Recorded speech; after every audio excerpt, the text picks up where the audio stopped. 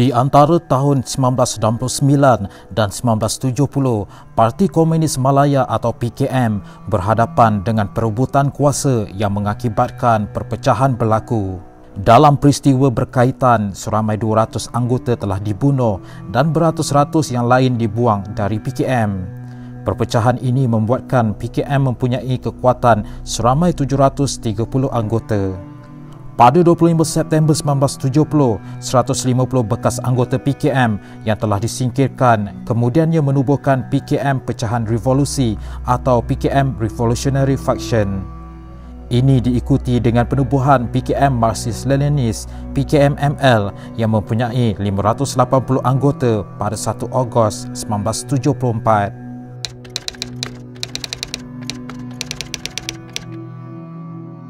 Pasukan pertama yang menubuhkan skuad bergerak adalah PKM-ML, iaitu First Mobile Squad dengan kekuatan 8 anggota sukarela dan 10 anggota yang dipilih dari gerakan underground pula dimasukkan ke dalam 5th Mobile Squad. Pada ketika itu, PKM-ML menerima tekanan di sempadan Thailand dan Malaysia daripada gabungan pasukan keselamatan kedua-dua negara ini. Namun para pemimpin pasukan ini tahu bahawa tekanan ini boleh dikurangkan dengan menyingkirkan perancang dalam jawatan kuasa sempadan umum Thai Malaya. Dan dengan ini, Tan Sri Abdul Rahman bin Hashim yang merupakan ketua polis negara pada ketika itu dan juga ahli jawatan kuasa sempadan ini telah dimasukkan ke dalam senarai sasaran utama oleh PKM-ML.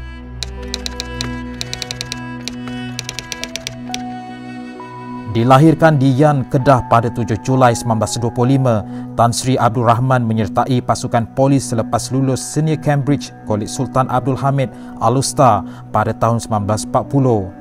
Beliau kemudiannya dilantik sebagai seorang pegawai polis negeri Kedah sebagai sub-inspektor pada 17 Oktober 1941 dan dinaikkan pangkat menjadi penolong penguasa polis menjelang tahun 1952. Pada tahun 1953, Tan Sri Abdul Rahman terlibat dalam kursus siasatan jenayah di Milmis, England dan sekali lagi dihantar menyertai kursus pegawai kanan di Return on Dunsmore, England selama 6 bulan pada September 1957. Kerjaya beliau dalam pasukan polis tidak terhenti di situ sahaja apabila dilantik sebagai Ketua Cawangan Khas Pulau Pinang pada tahun 1960.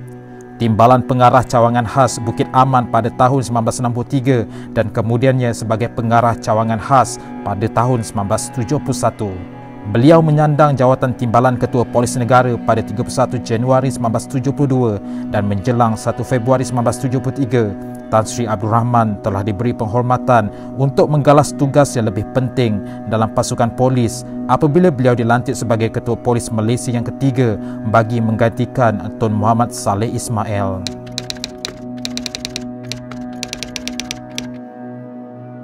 Anggota-anggota PKM-ML yang terdiri daripada sukarelawan menjalani latihan secara berasingan di kem-kem mereka di selatan Thailand iaitu di Betong. Antara latihan yang dilakukan adalah penggunaan senjata ringan, bom tangan, latihan fizikal dan juga berkebun. Walaupun berkebun tidak dilihat sebagai salah satu latihan ketenteraan, namun ia bertujuan untuk menjadikan kulit anggota-anggota PKM-ML lebih gelap disebabkan terdedah kepada sinaran matahari. Ini kerana mereka berbangsa Cina dengan kulit yang putih dan PKM-ML tidak mahu mencetuskan kemarahan orang-orang Melayu disebabkan pembunuhan yang dirancang ini. Mereka bimbang ini akan membuatkan orang Melayu membalas dendam terhadap orang Cina. Jadi PKM-ML cuba untuk menggelapkan kulit ahlinya supaya jika terdapat saksi, mereka akan keliru dan tidak dapat mengesan bangsa yang melakukan pembunuhan tersebut dan menyangkakan bahawa ia dilakukan oleh orang Melayu itu sendiri. Bagi melaksanakan rancangan ini dengan sempurna, tinjauan selama seminggu dilakukan oleh PKM-ML. Mereka melihat setiap gerak-geri Tan Sri Abdul Rahman, termasuklah pergerakan beliau dari rumahnya di Jalan Kia Peng dan juga ketika beliau bertugas di Ibu Pejabat Polis di Kuala Lumpur.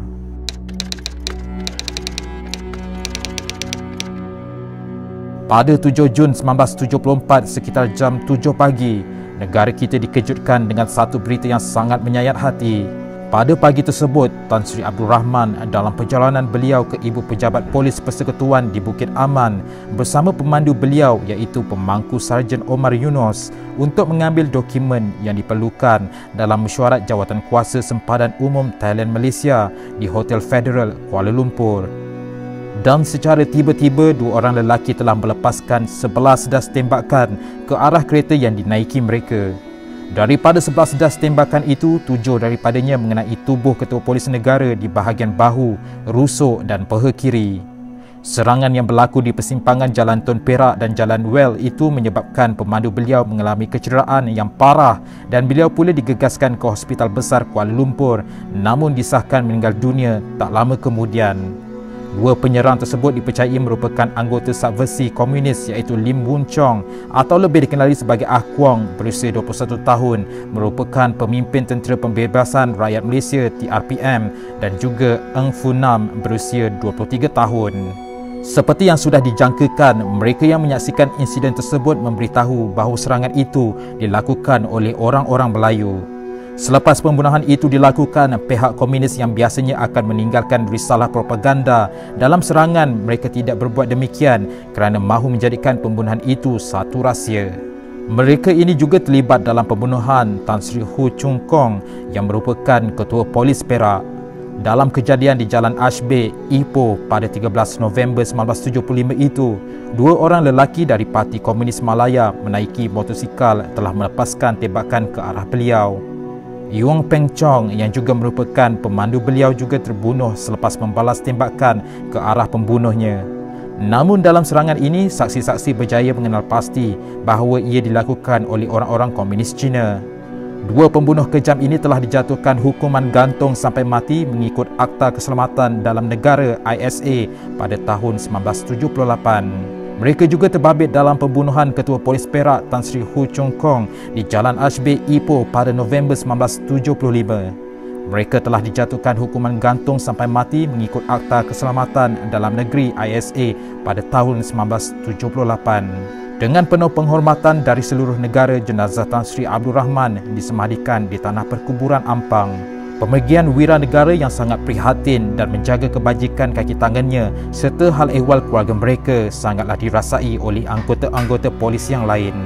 Allahyarham Tan Sri Abdul Rahman sepanjang hayatnya pernah dikurniakan Ahli Mangku Negara pada tahun 1961, Johan Mangku Negara pada tahun 1968, Bintang Republik Indonesia pada tahun 1970, Mahkota Kelas Pertama Thailand pada tahun 1970, Bintang Bayung Karya Indonesia pada tahun 1972, DPMK, SMK dan PMN.